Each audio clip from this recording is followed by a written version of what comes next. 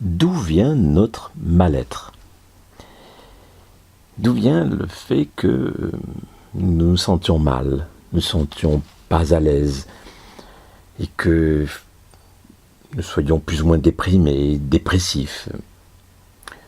Et même d'où vient le fait que nous en arrivions à être malades physiquement, que nous souffrions d'une maladie quelconque?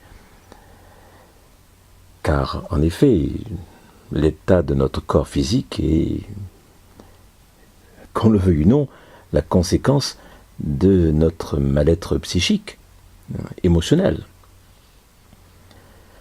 Nous avons l'impression que, en effet, ce mal-être, il vient du fait que nous n'avons pas de chance, que la vie ne nous gâte pas, et que nous sommes maudits.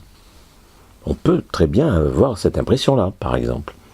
Mais on peut aussi avoir l'impression que ce mal-être vient du fait que nous sommes empêchés de dire ce que nous pensons, ou que nous n'arrivons pas à dire notre souffrance. Nous pouvons aussi penser que notre mal-être, notre souffrance, notre maladie, soit due au fait que ce soit les autres qui soient la cause de nos souffrances.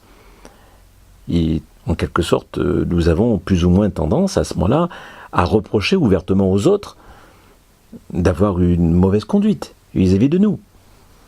En quelque sorte, nous nous considérons un peu comme une victime du comportement des autres. Et nous sommes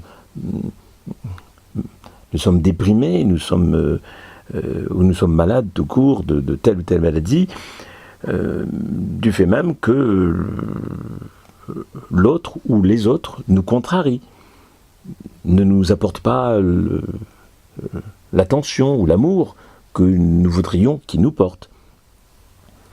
Et dans tous ces cas, nous souffrons, que ce soit parce que nous pensons simplement que nous n'avons pas de chance, simplement, ou qu'on nous empêche, ou en tout cas on se sent empêché de nous exprimer sur notre souffrance, ou que nous reprochions ouvertement aux autres d'avoir une mauvaise conduite. Peu importe, en quelque sorte, notre manière donc d'interpréter, et en quelque sorte de considérer où est la cause de notre souffrance.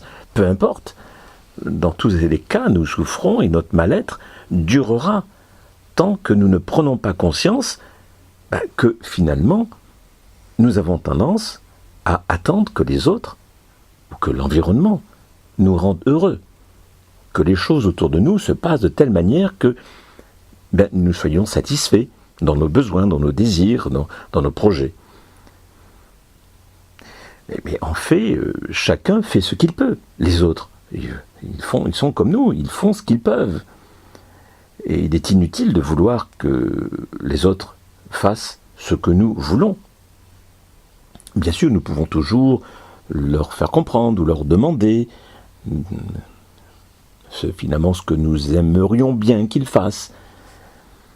Mais bien sûr, nous pouvons bien sûr obtenir aussi le bonheur d'une manière artificielle, en forçant, en manipulant, en menaçant, justement aussi en nous présentant comme victimes du comportement des autres, que ce soit du conjoint, que ce soit de la famille, que ce soit dans le travail.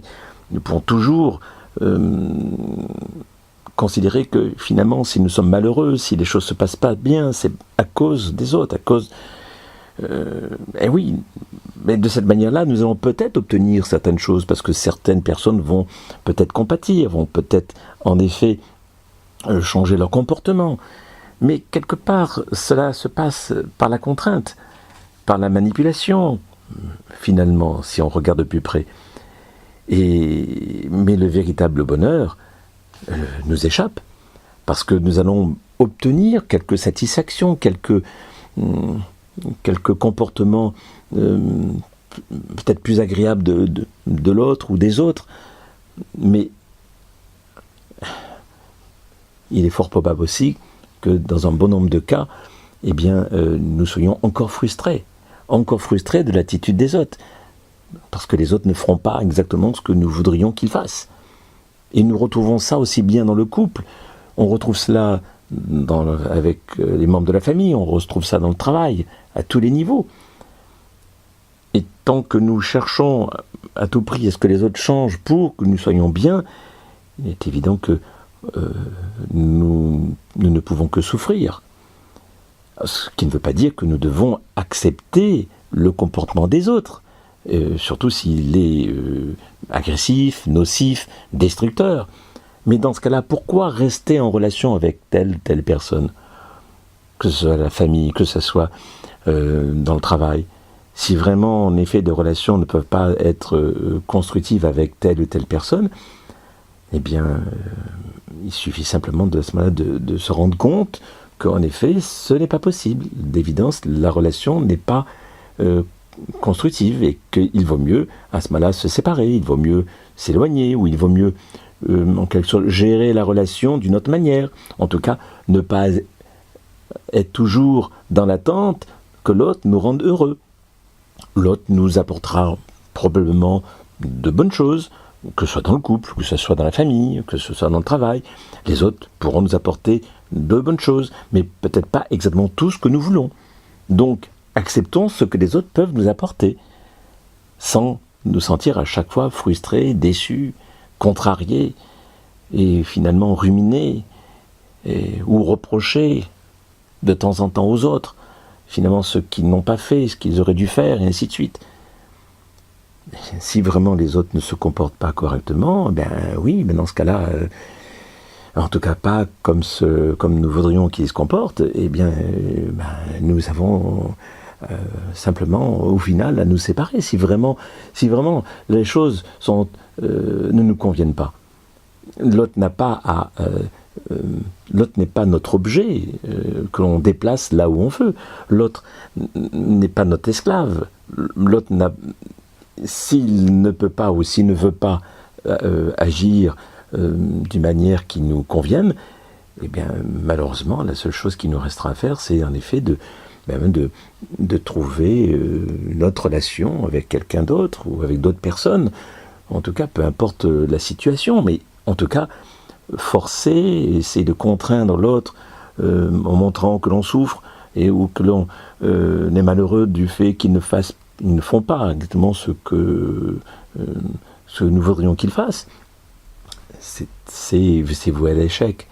C'est une attitude qui ne peut que nous apporter souffrance. Hein.